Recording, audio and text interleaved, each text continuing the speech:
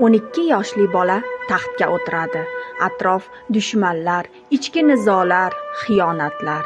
Ammo u kelajakda buyuk imperiyaga asos soladi. Bu Zahiriddin Muhammad Bobur.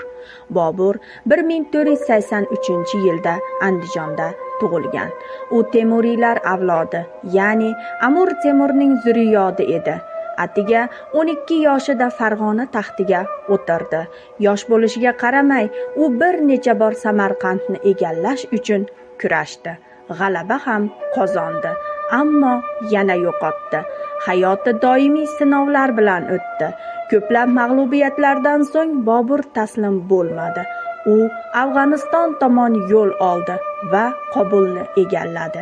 Keyinchalik Hindistonga yurish qilib 1526-yilda Panipand jangida g'alaba qozondi.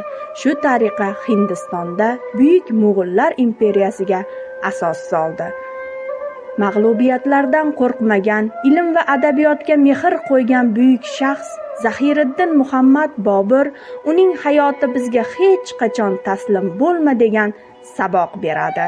Bobur faqat sarkarda emas edi, u nozik qalbli shoir ham bo'lgan.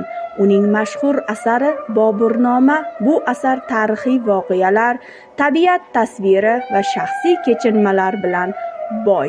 Bobur 47 yoshida vafot etgan. Avval Agra shahrida dafn qilingan. Keyinchalik vasiyatiga ko'ra jasadi Qobulga ko'chirilib, hozirgi Bog'i Bobur hududida dafn etilgan. Kim ko'ribdir, ey ko'ngil, ahli jahondin yaxshilik. Kimki ondin yaxshi yo'q, ko'z tutma ondin yaxshilik. Bu zamonni naf qilsam, ayb qilma ey rafiq. Ko'rmadim hargiz netayin bu zamondin yaxshilik.